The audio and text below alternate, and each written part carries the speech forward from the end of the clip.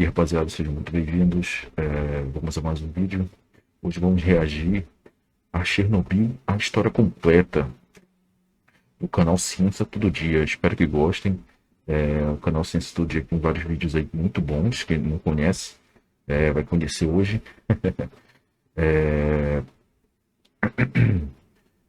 Um tema que me agrada muito, Chernobyl, cara, apesar de ser uma história muito triste.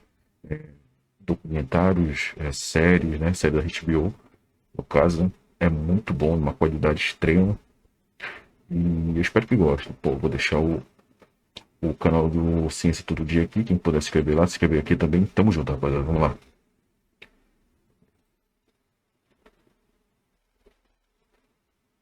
Bora. 26 de abril de 1986, Pripyat, na Ucrânia. O que aconteceu aqui ficará para sempre marcado na história da humanidade como o mais perigoso e desastroso acidente nuclear. Essa é a história dele.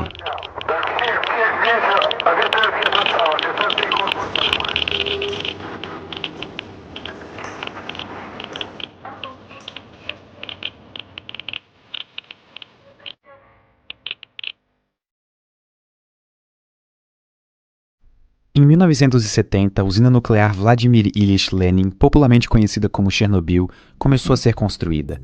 Naquela época, a União Soviética estava implementando seu programa nuclear, e a usina de Chernobyl era a nona usina a ser construída. As primeiras usinas nucleares foram feitas no final da Segunda Guerra Mundial, mas elas eram usinas de testes e pesquisas científicas. Elas não eram ligadas à rede elétrica, ou seja, elas não geravam energia para casas, apartamentos e indústrias de civis. Uma coisa importante é que logo após a Segunda Guerra Mundial, a palavra nuclear trazia com ela a imagem das bombas atômicas que foram usadas no final da guerra. E por consequência, a Guerra Fria entre os Estados Unidos e a União Soviética tornava o medo de um possível ataque nuclear uma ameaça constante. Mas uma coisa que ambos os lados sabiam é que a energia nuclear poderia ser usada para abastecer energeticamente a população. Na época, a União Soviética possuía uma vasta extensão territorial, só que com isso surgia um problema de demanda energética e de recursos econômicos. Algumas áreas eram mais afetadas que as outras, e como uma maneira de tentar levar esses recursos às áreas que precisavam, o programa nuclear soviético começou. Em 1951, a primeira usina nuclear conectada à rede elétrica do mundo começou a ser construída.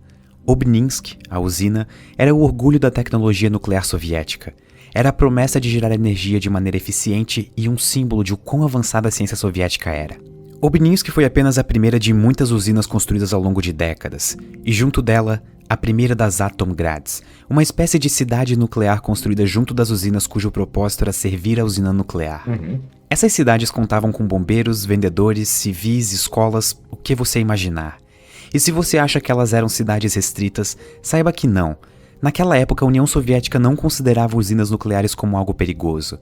Inclusive, existia um slogan de propaganda que era o átomo pacífico, uma maneira pensada de mudar a imagem que as pessoas tinham da energia nuclear. Pripyat foi a nona das Atomgrads e a primeira cidade nuclear da Ucrânia. Pripyat era a cidade vizinha da usina de Chernobyl, que na verdade era para ter sido construída a 25 km de Kiev, que hoje é a capital da Ucrânia. Mas por pressão popular e de diversos órgãos, a construção foi realocada para outra área, a pouco mais de 100 km de Kiev, nas margens do rio Pripyat. O local foi escolhido por ter grande disponibilidade de água, por ser às margens do rio Pripyat, e também por estar bem localizado. A cidade ficava perto de uma estrada de ferro e de uma rodovia, então o acesso à matéria-prima para manter a usina funcionando seria facilitado. Pripyat foi inaugurada oficialmente no dia 2 de fevereiro de 1970, a apenas 3 quilômetros da usina nuclear de Chernobyl. E mesmo sendo uma cidade nuclear cuja única finalidade era abrigar as pessoas que trabalhavam na usina e suas famílias, Pripyat era uma cidade bastante moderna e muito bem pensada, tanto em termos de infraestrutura quanto de paisagens. E isso faz bastante sentido porque Pripyat precisaria abrigar os 50 mil trabalhadores da usina, junto com as suas famílias, e também suprir as necessidades básicas da população. Só que ainda assim, convencer 50 mil trabalhadores a se moverem para um lugar remoto como Pripyat foi um grande desafio. É por isso que a maior parte dos trabalhadores veio direto da universidade. Por conta disso, a média de idade da população era de 26 anos, o que fazia de Pripyat uma das cidades mais jovens da União Soviética. Estima-se que todos os anos cerca de 1.000 bebês nasciam na cidade, e quando eu falei que ela tinha uma estrutura surpreendente, é porque ela realmente tinha. Pripyat tinha jardim de infância, escolas de ensino fundamental e médio para quase 10 mil alunos, um hospital com capacidade para 410 pacientes, 35 parques, um cinema, estádios de esportes, academias e muitas outras coisas. De fato, Pripyat chegou a abrigar 49.360 pessoas quando o acidente aconteceu. Caramba, muita gente, filho.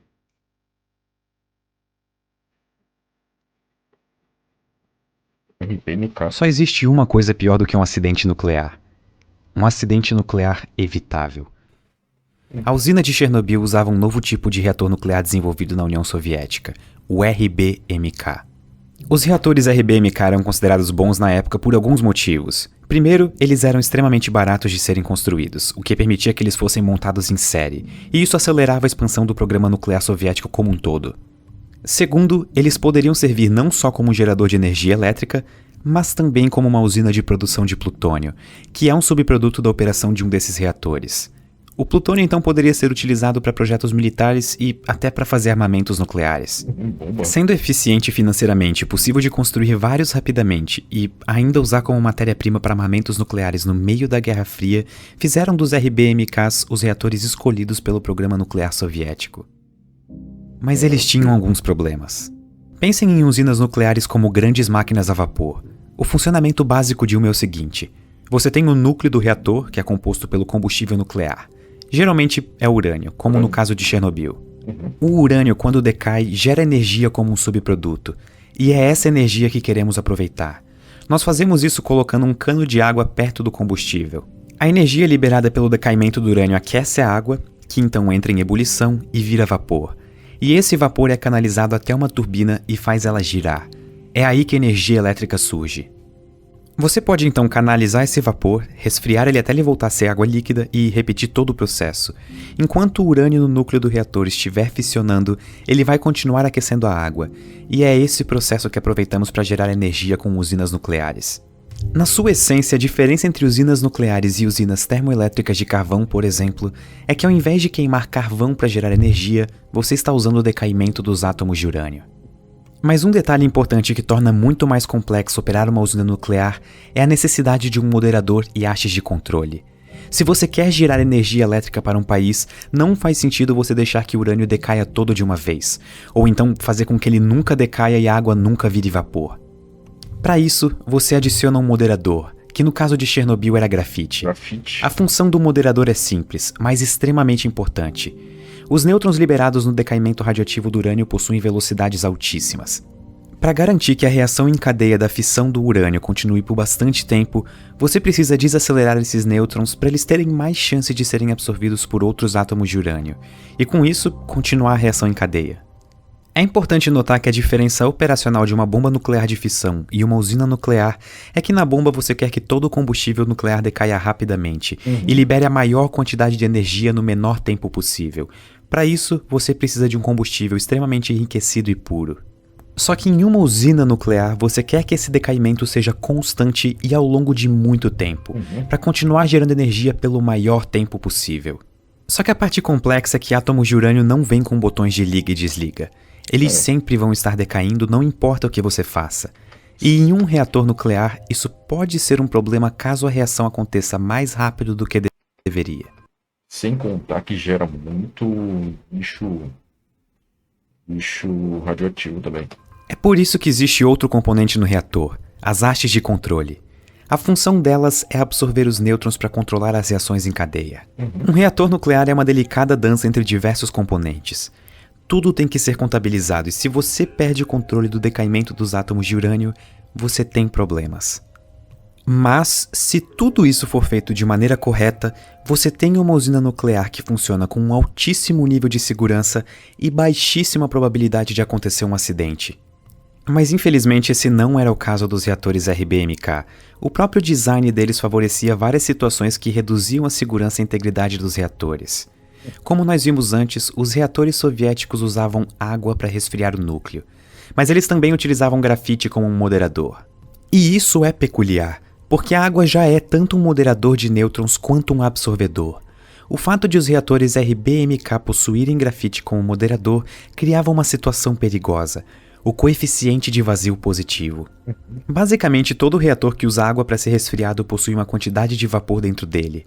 Uma das razões pela qual isso acontece é porque a água é aquecida e gera bolhas de vapor. A razão entre o líquido e o vapor em um reator é chamada de fração de vazio. E essa fração, por sua vez, pode ser positiva ou negativa. Uma grande parte dos reatores nucleares do mundo utilizam água tanto para resfriar os reatores quanto para moderar os nêutrons. E a água é um elemento especial, porque além de moderar os nêutrons, ela também absorve eles. E isso gera um coeficiente de vazio baixo ou negativo. Esse caso é bastante seguro, e o motivo disso é bem simples. Nos reatores que usam água, ela está fazendo 3 funções ao mesmo tempo: absorvendo nêutrons, moderando nêutrons e resfriando o núcleo. Isso. A consequência disso é que se por algum motivo você tira a água do reator, ele para. Sim, você perde a única coisa que estava absorvendo os nêutrons e segurando a sua reação, mas você também perde a única coisa que estava moderando os nêutrons e fazendo a reação acontecer. Isso é seguro. Só que no caso dos reatores RBMK, grafite era usado como moderador. Então, além da água que já faz o papel de moderador, você tinha grafite desempenhando esse papel. E isso pode ser perigoso. Em um reator como o de Chernobyl, se você por algum motivo fica sem água, você perde o que estava absorvendo os nêutrons. Mas o moderador de grafite ainda está lá, então a reatividade aumenta e você perde o controle da reação. Com essas e outras falhas de segurança, um acidente nuclear em Chernobyl ou em qualquer outro reator RBMK russo era não só uma possibilidade, mas uma questão de tempo. Caraca. O famoso tragédia confirmada, né? Nossa. À 1h da madrugada, o reator número 4 da usina nuclear de Chernobyl estava operando normalmente. Um teste de segurança estava marcado para acontecer coincidindo com o dia em que o reator número 4 seria desligado para manutenção. A intenção do teste era verificar como o reator operaria em uma situação de emergência. A situação era o seguinte: reatores RBMK precisam de água para serem resfriados. No caso do reator número 4, 28.000 litros por hora. Essa água toda era bombeada por bombas de água, mas elas precisam de eletricidade para funcionar, que curiosamente era alimentada pelo próprio reator. Então, se ele parasse de funcionar ou houvesse alguma situação emergencial em que a energia elétrica fosse perdida, a usina tinha 3 geradores de diesel à disposição. O problema é que esses geradores levavam de 60 a 75 segundos para atingir a velocidade total necessária para fazer as bombas de água funcionarem. Isso significa que em uma emergência os reatores ficariam praticamente 1 minuto sem água, o que seria desastroso. Isso era um risco de segurança inaceitável. A solução encontrada foi usar a turbina que, quando o reator fosse desligado, ainda estaria girando por causa do vapor de água que ainda estaria sendo formado no núcleo. Essa turbina, teoricamente, poderia fornecer 45 segundos de eletricidade para as bombas de água, mas isso nunca havia sido testado. Então, para realizar o teste, os operadores começaram a diminuir aos poucos a potência do reator. Às 13h05, 12 horas depois do início do processo, o reator estava operando com 50% da potência normal. Às 14 horas, a última redução na potência seria feita e o teste começaria, deixando o reator operando a 30% da capacidade normal. Mas inesperadamente, os controladores da rede elétrica em Kiev pediram para o teste ser interrompido porque haveria uma alta demanda energética e, portanto, o reator precisaria estar funcionando. Os operadores de Chernobyl deixaram o reator operando a 50% da potência por mais 9 horas. Às 23h04, os controladores em Kiev permitiram que o teste continuasse. E é aqui que as coisas começaram a dar errado. O teste era para ser feito durante o dia, com uma equipe devidamente preparada. Mas naquele horário, o turno do dia já tinha ido embora e quem continuaria o teste seria o turno da noite, que não estava preparado. Pô, botaram outro turno pra fazer o teste, sendo que eram outras pessoas que iam fazer. Genial, caraca, velho. Ai, ai. Às 0h, o novo turno havia assumido o teste. Entre as pessoas na sala de controle estavam Alexander Akimov, chefe do turno noturno, Leonid Toptunov, o operador das hastes de controle, e Anatoly Dyatlov, o chefe engenheiro da usina de Chernobyl. Para o teste acontecer, o reator precisaria estar operando a 700 megawatts. Essa potência foi atingida às 0 horas e 5 minutos. Só que dentro do reator, um dos subprodutos do decaimento radioativo, o xenônio-135, que absorve nêutrons, estava começando a se acumular. Isso é um processo conhecido como envenenamento do reator, e a consequência disso é que a potência continua a diminuir apesar de os operadores não terem feito mais nenhuma alteração. Às 0 horas e 28 minutos, o supervisor do turno noturno, Alexander Akimov, começou uma discussão com o chefe engenheiro da usina, Anatoly Dyatlov. Akimov dizia que o manual mandava que a potência do reator não poderia ser menor do que 700 megawatts, mas Dyatlov, que tinha um cargo maior, dizia que 200 megawatts seriam seguros. Caraca, Como Dyatlov tinha um cargo maior, ele tinha a última palavra. E o teste seguiu. A potência do reator continuou a cair por causa do envenenamento de xenônio, quase chegando na potência para desativar o reator. Quando ela chegou em 5% do mínimo necessário para realizar o teste, os operadores da sala de controle decidiram tirar a maioria das hastes de controle para fazer a potência aumentar. O reator estava cada vez mais instável. Apesar de eles terem conseguido novamente atingir a potência de 200 megawatts, o envenenamento por xenônio estava cada vez maior. À 1h21 da manhã, um dos trabalhadores que estava próximo ao reator notou que a tampa das hastes de controle estavam pulando sem parar em cima do reator. Detalhe: cada uma dessas tampas pesava 350 kg. Com quase todas das 211 hastes de controle removidas do núcleo do reator, o teste começou a 1 da manhã, 23 minutos e 4 segundos. Caraca. Nesse ponto, todas as bombas de água que resfriavam o reator estavam funcionando com pouca energia. Isso diminuiu a quantidade de água que conseguia chegar no sistema. E é aqui que entra o coeficiente de vazio positivo. Bolhas de vapor começaram a se formar na água que deveria resfriar o núcleo. O vapor, diferente da água líquida, quase não consegue absorver nêutrons. A reação estava completamente descontrolada. Conforme mais e mais água ia se transformando em vapor, o único elemento que absorvia nêutrons havia sido tirado do sistema, já que quase todas as hastes de controle estavam fora do núcleo naquele momento. A única coisa que restava eram os moderadores de grafite, que faziam a reação ocorrer mais rapidamente. Com o reator esquentando rapidamente e a potência aumentando sem controle, Akimov apertou o botão de emergência AZ5 para desligar o reator a 1 hora 23 minutos e 40 segundos. As hastes de controle que deveriam ser colocadas totalmente para desativar o reator travaram logo no começo. O reator chegou a 120 vezes a potência normal de operação e cada vez mais vapor estava se acumulando na tubulação. A tampa de 1000 toneladas que ficava sobre o reator é arremessada para cima por causa da explosão. O núcleo agora estava exposto. Conforme o oxigênio entrava no núcleo, o grafite que servia de moderador começava a pegar fogo. As condições no reator eram tão extremas que o ar que entrava no reator reagia com a água e o metal dos tubos e gerava hidrogênio. A segunda explosão joga detritos no ar e quebra completamente o teto do reator número 4. Pedaços de grafite do núcleo, extremamente radioativo, podem ser vistos no teto e nos arredores do reator. A liberação de radiação agora já estava fora de controle. Partículas radioativas eram emitidas a todo instante e eram prontamente liberadas na atmosfera. 2 minutos depois da explosão, bombeiros da unidade de Pripyat são chamados.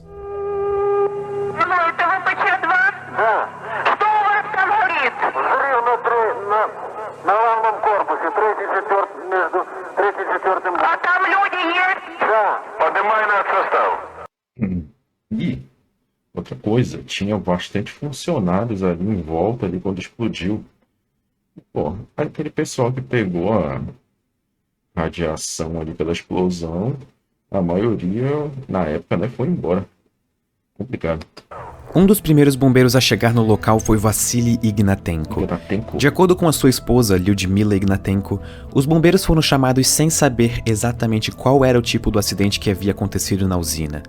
Sem nenhum tipo de proteção especial, muitos dos bombeiros lutavam bravamente contra o fogo, muitas vezes chutando blocos de grafite extremamente radioativos que estavam espalhados pelo chão ao redor da usina. Aproximadamente às 6h35 da manhã do dia 26, os focos de incêndio já estavam controlados, com exceção do reator 4. Uma curiosidade. Quando eles chegaram na usina, os bombeiros, né, no caso, são verdadeiros heróis, né? E quando eles chegaram, eles sentiram um gosto de metal na boca. Logo quando chegaram, por causa da radiação. Que continuaria pegando fogo por vários dias. Nesse ponto, pelo menos 186 bombeiros haviam sido chamados. Ainda pela manhã, os bombeiros foram levados ao hospital local de Pripyat, com sintomas de síndrome aguda da radiação. Mesmo sendo uma cidade cujo propósito era servir a usina de Chernobyl, Pripyat não tinha como atender a todos aqueles bombeiros e pessoas. As roupas que eles usaram estavam contaminadas e emitiam grandes doses de radiação. Elas foram tiradas e jogadas no subsolo do hospital, e elas continuam radioativas até hoje. Caraca, olha Durante a noite, eles foram levados para o hospital número 6 em Moscou, um hospital especializado em radiologia. Radiação é invisível, não tem gosto, não tem cheiro e não emite som. Os bombeiros e operadores da usina logo começaram a apresentar sintomas como vômito, náusea e, em alguns casos, confusão mental. Dependendo da dose de radiação absorvida pela pessoa, esses sintomas podem aparecer após horas ou dias. No caso de alguns bombeiros e operadores de Chernobyl, isso aconteceu em minutos. O problema acontece por causa da radiação ionizante. Ela consegue tirar elétrons dos átomos, e uma das consequências disso é a alteração do DNA das células. Como resultado, elas não conseguem mais funcionar corretamente. As proteínas necessárias para o funcionamento das suas células param de ser sintetizadas. As células que compõem o seu corpo começam a morrer. A Lyudmila Ignatenko conta que, ao chegar no hospital número 6 em Moscou, ela ficou surpresa com a condição do marido, Vasily Ignatenko. Ele parecia estar bem, como se até estivesse melhorando e saudável. Mas infelizmente, ele e os outros bombeiros estavam na fase latente da síndrome aguda da radiação. Apesar de parecerem estar melhorando, dentro dos seus corpos as células da medula óssea estavam morrendo. Com isso, o seu corpo para de produzir as células do sangue, entre elas os glóbulos brancos que servem como a nossa proteção contra infecções. Com um organismo extremamente debilitado e sistema imunológico praticamente inexistente, começa a próxima fase da síndrome aguda da radiação. Nela, os sintomas anteriores podem voltar: vômito, náusea. Mas o que realmente marca essa fase é que os últimos glóbulos brancos do seu sangue começam a morrer, e eles não são repostos porque a sua medula óssea não funciona mais. E sem plaquetas para ajudar na coagulação, o corpo começa a sofrer com hemorragias. O seu sistema digestivo para de funcionar, e você não consegue mais comer. As células do seu corpo vão morrendo uma a uma porque não conseguem reparar o dano que foi feito pela radiação ionizante. Em menos de 2 semanas, o dano irreparável que a radiação fez no corpo leva à morte do paciente. Essa é o que acreditamos ser a primeira imagem tirada do acidente, e a única que ainda existe daquela manhã. O fotógrafo se chamava Igor Kostin. Você percebe a quantidade de grãos nessa imagem? Isso provavelmente foi causado pela radiação. Uma coluna de fumaça continuava a emanar do reator, e essa fumaça levava partículas extremamente radioativas para a atmosfera e estava contaminando Pripyat e as cidades ao redor. Quando questionados sobre o nível de radiação ao redor da usina, os dosimetristas reportaram 3,6 Roentgens por hora. O detalhe é que essa era a medição máxima daquele medidor específico. A radiação ao redor na usina na verdade chegava a 30.000 Roentgens por hora. Mesmo sabendo que 3,6 era o valor máximo daquele medidor, o chefe da usina, Viktor Byukhanov, reportou a Moscou que o acidente foi pequeno e estava sob controle. Olha isso, cara. Só que de verdade, ele estava fora de controle. Meu Deus, cara.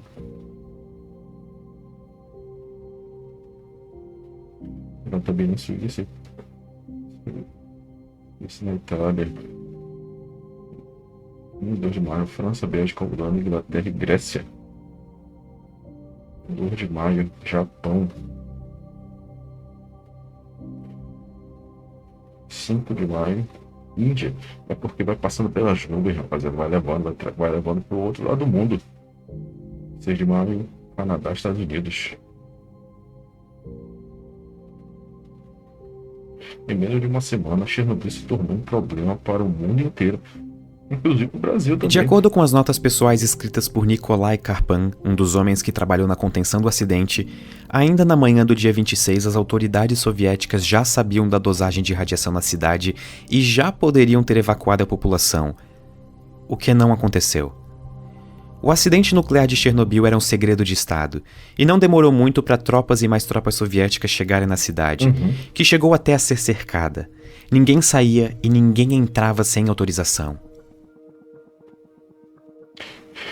27 de abril, um dia após o acidente. A evacuação só começou na tarde do dia 27 de abril, depois de as autoridades soviéticas não falarem nada para os residentes de Pripyat por praticamente 36 horas. Os habitantes de Pripyat foram instruídos a levarem apenas itens pessoais, já que a evacuação supostamente seria por apenas 2 ou 3 dias. Mais de 1.200 ônibus foram utilizados para evacuar algo entre 40 e 45 mil pessoas que estavam na cidade. Elas não sabiam, mas nunca mais voltariam para casa.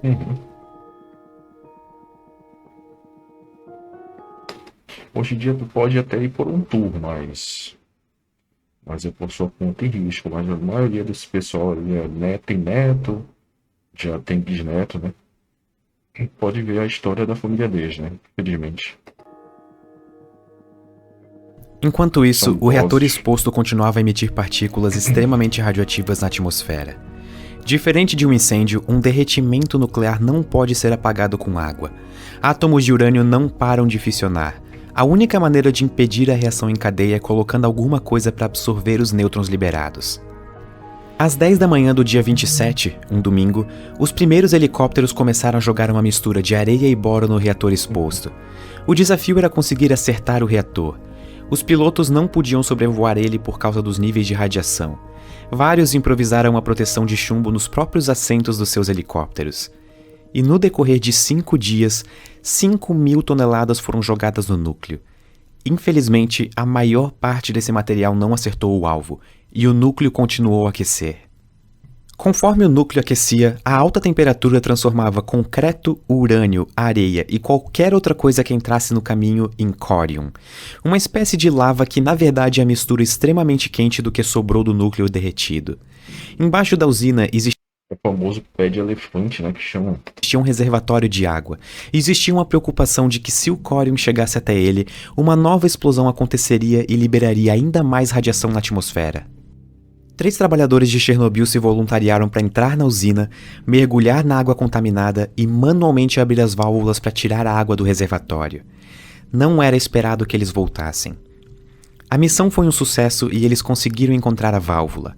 Os riscos subsequentes de mais uma explosão foram eliminados por esses 3 indivíduos. E surpreendentemente, ao contrário do que foi amplamente divulgado, todos os 3 sobreviveram.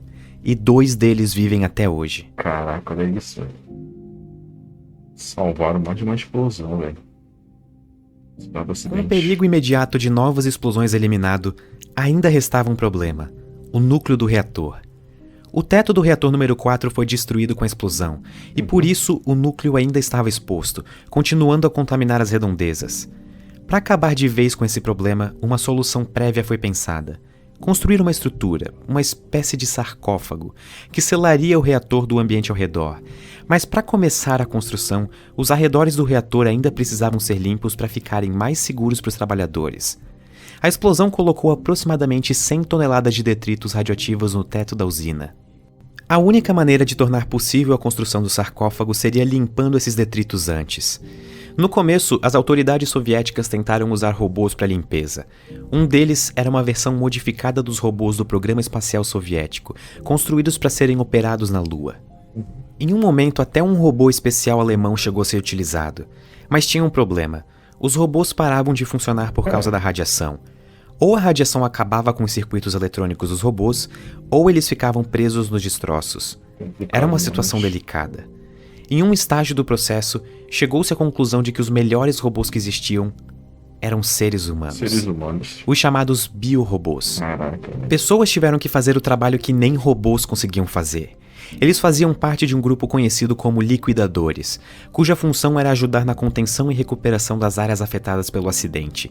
Vestidos com roupas especiais, eles usavam pás e só podiam ficar de 40 a 60 segundos no telhado do reator removendo destroços. No final desse intervalo, eles eram pagos e enviados para casa. No final do processo de limpeza dos telhados, apenas 10% foi feito por robôs. 90% dos destroços foram retirados por seres humanos. Ao todo foram necessárias quase 5.000 pessoas para o serviço. Os trabalhadores receberam, em média, 5 vezes a dose de radiação que uma pessoa recebe em um ano nesses 40 segundos no telhado. E foram eles que permitiram o início da construção do sarcófago. Enquanto o sarcófago era construído, um dos maiores feitos de engenharia do século, helicópteros dispersavam pelas áreas afetadas uma solução cujo propósito era fixar as partículas radioativas no solo. Esse solo seria cavado e colocado em outros lugares, descontaminando a região. Todas as estruturas da cidade, incluindo prédio, ruas e o próprio chão, tiveram que ser descontaminados. Nada entrava ou saía da cidade sem antes receber uma meticulosa inspeção em busca de contaminação radioativa. O que fosse muito difícil de ser descontaminado, como casas, era tombado e enterrado. Mais de 600 mil pessoas trabalharam ao longo dos meses seguintes ao acidente na descontaminação das áreas afetadas. Todos os veículos, incluindo helicópteros e tratores, ou foram enterrados ou permanecem em um pátio abandonados. Eles nunca poderão sair da cidade, Até hoje. embora vários Pode deles isso. ainda funcionem, por causa das partes extremamente radioativas. Eles estão contaminados. Dizem que em uma guerra são os vencedores que escrevem a história. Hoje em dia, Só que no eu caso acho. de Chernobyl, não existem vencedores para escrever essa história. O mundo inteiro perdeu. Antes uma cidade que abrigava 50 mil pessoas, hoje Pripyat é uma amarga lembrança de um dos episódios mais desastrosos da história. Uma cidade completamente abandonada, em que muitos dos locais estão exatamente como foram deixados no dia 27 de abril de 1986. É difícil de estimar exatamente o número de casualidades decorrentes do acidente. O número oficial divulgado pelas autoridades soviéticas é 31, e esse número é mantido desde 1986. Sim. Mas esse número só engloba os trabalhadores e bombeiros que pereceram diretamente como decorrência do acidente. Embora seja difícil de contabilizar as pessoas afetadas no longo prazo, algumas estimativas colocam esse número na casa dos 4.000. Outras, organizadas por grupos de sobreviventes, instituições científicas e ambientais, sobem esse número para 93.000. Mas essa não é a única consequência do acidente. Existe um país pequeno chamado Bielorrússia, com uma população de 10 milhões de pessoas. Como resultado do acidente, o país perdeu 485 vilas e assentamentos. Durante a Segunda Guerra Mundial, o país perdeu 1 de cada 4 habitantes. Hoje, 1 em cada 5 bielorrussos vivem em terras contaminadas. Uma zona imensa foi interditada e continua interditada até hoje. Ela é chamada de Zona de Exclusão de Chernobyl e compreende aproximadamente 2.600 km². Mas, surpreendentemente, Chernobyl não é uma história só sobre energia nuclear. Chernobyl também é uma história política e de engenharia, e também das pessoas que mais sofreram e ainda sofrem com o acidente. Usinas nucleares não são simples, e a segurança deve ser máxima e sempre priorizada, diferente do que era feito na usina de Chernobyl e nos reatores RBMK russos. Pripyat é um testemunho perpétuo do preço que se paga quando não fazemos nada disso direito. Em memória de todas as pessoas de cuidadores e pessoas afetadas pelo acidente nuclear de Chernobyl.